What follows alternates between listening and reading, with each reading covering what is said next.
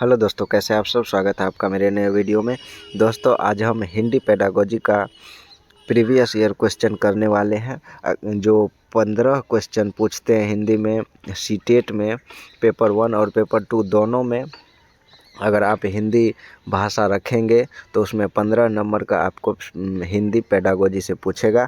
तो चलिए, इसका हम आज पहला क्वेश्चन करने वाले हैं। तो अगर आप उससे पहले मेरे चैनल पर नए हैं तो चैनल को सब्सक्राइब कर लीजिए और बेल आइकन को ज़रूर दबा लीजिए, ताकि नया वीडियो जो भी आए उसका अपडेट सबसे पहले आप तक पहुँचे। तो चलिए, बिना किसी देरी के शुरू करते हैं पहले क्वेश्चन से। तो पहला क्वेश्चन है कि बच्चों का संज्ञानात्मक विकास और भाषा उद्दीपक प्रतिक्रिया संबंध के सिद्धांत और अनुकरण की प्रक्रिया से संबंधित है। यह मनुष्य का सहजात उपकरण है जिसके द्वारा वह भाषा में निपुणता प्राप्त करता है। तो बच्चों का संज्ञानात्मक विकास और भाषा विकास में कोई संबंध नहीं है इसका, या फिर उस संस्कृति और समुदाय से घनिष्ठ रूप से संबंधित है जिनमें बच्चे रहते हैं। तो बच्चों का संज्ञानात्मक विकास और भाषा उस संस्कृति में जिसमें वो रहते हैं उससे घनिष्ठ रूप से संबंधित है। तो ऑप्शन नंबर डी इसका सही आंसर हो जाएगा। जैसा कि आप लोगों को पता ही होगा कि बहुत सारे क्वेश्चन प्रीवियस ईयर से रिपीट होते हैं, तो प्रीवियस ईयर क्वेश्चन बहुत ही ज़्यादा ज़रूरी है। तो आप लोग वीडियो को लास्ट तक ज़रूर देखना। बढ़ते अगले क्वेश्चन की तरफ। तो अगला क्वेश्चन है कि निम्नलिखित वाक्य के संदर्भ में कौन सा कथन सही नहीं है। तो शब्दावली को समृद्ध करने के, तो वाक्य के संदर्भ में पूछ रहा है कि शब्दावली को समृद्ध करने के संबंध में क्या यह कथन सही नहीं है। तो यह कथन बिल्कुल सही है, तो यह आंसर नहीं होगा। शब्द और वाक्य संरचना को कंठस्थ करने के, यह भी सही है। उच्चारण का अभ्यास करने के, यह भी सही है। अभिव्यक्ति का संवर्धन और वाक्यों की लय के, यह सही नहीं है। तो ऑप्शन नंबर डी इसका सही आंसर हो जाएगा। अगला क्वेश्चन है कि एक बच्चे द्वारा उसके दोस्तों के साथ प्रयुक्त भाषा उसके शिक्षकों के साथ प्रयुक्त भाषा से भिन्न होती है। इसी तरह से वो अपनी माँ के साथ भोजन आदि के लिए अलग तरीके से बोलता है। भाषा का कौन सा पक्ष अपनी भूमिका निभाता है। तो हम हर किसी से जब भी मिलते हैं, दोस्तों से, माँ बाप से या शिक्षक से, तो हर किसी से बात करने का हमारा तरीका अलग होता है। तो यह कौन से पक्ष को दर्शाता है। तो यह भाषा के सामाजिक पक्ष को दर्शाता है। तो ऑप्शन नंबर डी इसका सही आंसर हो जाएगा।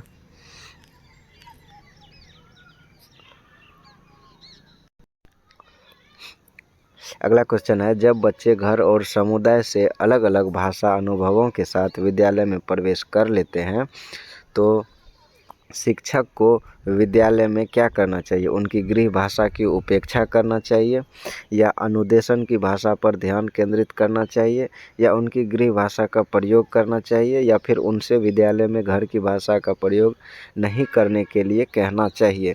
तो जब एक बच्चा विद्यालय में प्रवेश लेता है तो वह जिस भी समुदाय से आता है, जिस भी भाषा से वह बात करता है, तो हमें चाहिए कि हम उनकी गृह भाषा का प्रयोग करें चीज़ों को सिखाने के लिए। तो ऑप्शन नंबर सी इसका सही आंसर हो जाएगा। उनकी भाषा का उपेक्षा नहीं करना चाहिए। अनुदेशन की भाषा यानी कि जो पढ़ाई की भाषा है उसी पर ध्यान केंद्रित नहीं करना चाहिए, ये भी गलत हो जाएगा, ये भी गलत हो जाएगा। और ऑप्शन डी भी गलत है कि किसी उनसे उनके घर के भाषा का प्रयोग नहीं करने के लिए नहीं कहना चाहिए। तो ऑप्शन नंबर सी इसका सही आंसर हो जाएगा।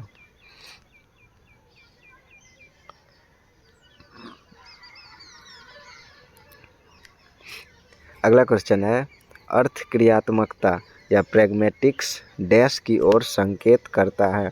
तो अर्थ क्रियात्मकता या प्रैग्मेटिक्स किसकी ओर संकेत करता है। तो भाषा के सामाजिक नियम की ओर संकेत करता है। तो ऑप्शन नंबर ए इसका सही आंसर हो जाएगा। अर्थ क्रियात्मकता भाषा के सामाजिक नियम की ओर संकेत करता है। अगला क्वेश्चन है, भाषा शिक्षण के लिए वास्तविक एवं व्यवहारिक स्थिति का उपयोग करते हुए सरलतापूर्वक भाषा से परिचित होने में शिक्षार्थियों की मदद करने वाली पद्धति क्या कहलाती है।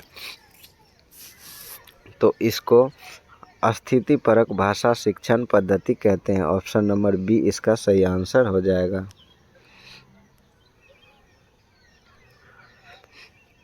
अगला क्वेश्चन है कि पठन पूर्व कार्य डैश होते हैं। तो पठन पूर्व कार्य शिक्षार्थियों को पाठ्य वस्तु में प्रवेश करने और उन्हें अभिप्रेरित करने के लिए होता है। तो ऑप्शन नंबर सी इसका सही आंसर है।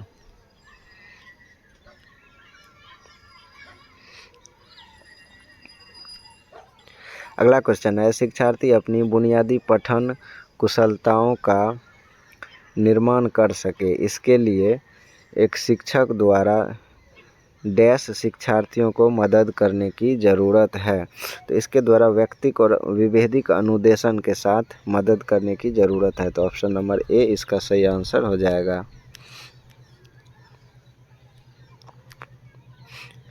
अगला क्वेश्चन है निम्नलिखित में से कौन सा अंतःक्रियात्मक परिकल्पना का समर्थन नहीं करता है?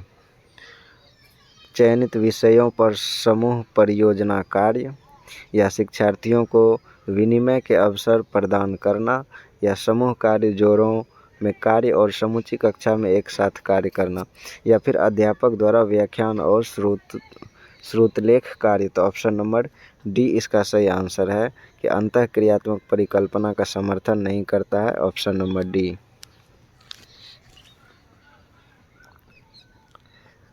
अगला क्वेश्चन है एक अध्यापिका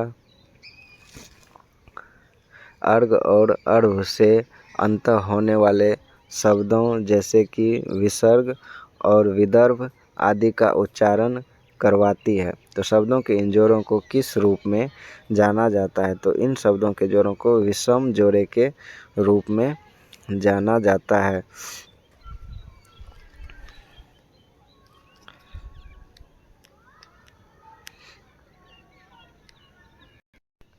अगला क्वेश्चन है एक बालक के घर की भाषा और विद्यालय में निर्देश की भाषा एक ही है। तो यह अध्यापक के लिए एक बहुत बड़ा संसाधन है, क्योंकि इससे वह बहुभाषिक बनेगा या वह बच्चों में सामाजिक भाषा का विकास कर सकती है। ऑप्शन सी देखते हैं क्या है।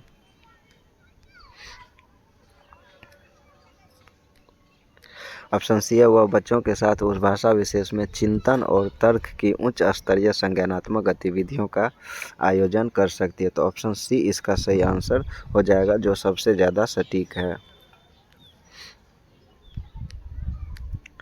अगला क्वेश्चन है निम्नलिखित में से कौन सी कक्षाई प्रक्रियाएं बुनियादी उम्र के बच्चों के लिए विकासात्मक रूप से उपयुक्त है? इसका सही आंसर हो जाएगा ऑप्शन नंबर सी, धीरे धीरे नई अवधारणाओं का परिचय देना। हमें बच्चों को धीरे धीरे नई चीज़ें सिखानी चाहिए, न कि एक साथ ही।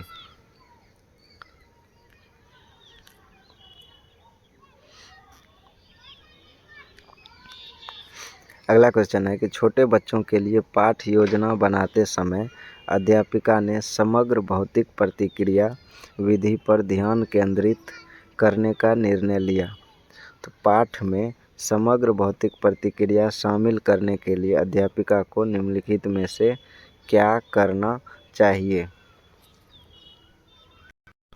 तो इसका आंसर हो जाएगा ऑप्शन नंबर सी, कक्षा में कुछ शारीरिक गतिविधियां करनी चाहिए।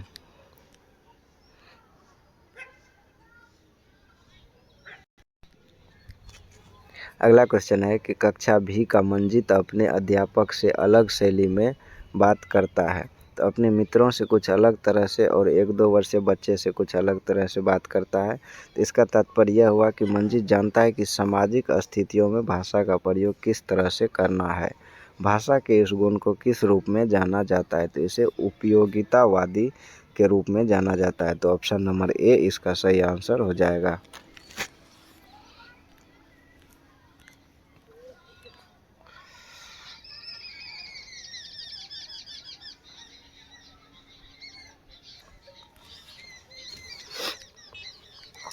अगला क्वेश्चन कथन और तर्क का है कि विद्यालय में प्रवेश करने वाले सभी बच्चे अपनी आयु अनुसार भाषा के सक्षम प्रयोगकर्ता होते हैं। तो यह बिल्कुल सही है।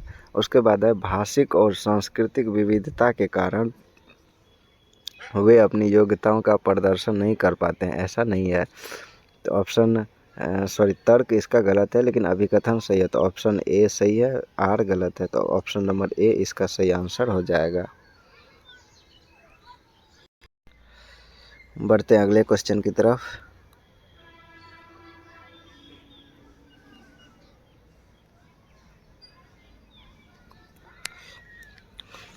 तो अगला क्वेश्चन है कि मुझे यह काम बहुत ही पसंद है जब अध्यापिका मुझे एक कार्ड देती है जिस पर कोई शब्द या वाक्य लिखा होता है। मैं उससे संबंधित अभिनय करती हूँ और समूची कक्षा उस शब्द या वाक्य के बारे में अनुमान लगाती है। तो शिक्षार्थी की प्राथमिकताओं के साथ शिक्षार्थी की टिप्पणी की पहचान कीजिए। तो जब मैं कार्ड से वाक्य को याद करती हूँ तो मुझे भाषा अच्छी तरह से याद रहती है। क्या यह हो जाएगा? या फिर जब मैं गतिबोधक तरीके से संलग्न रहती हूँ तो मुझे भाषा अच्छी तरह से याद रहती है। यह ऑप्शन नंबर बी इसका बिल्कुल सही आंसर हो जाएगा कि जब कोई भी काम करके किसी भी चीज़ को गतिबोधक तरीके से करती है तो उसे चीज़ें अच्छी तरह से याद रहती है। तो ऑप्शन बी इसका सही आंसर हो जाएगा।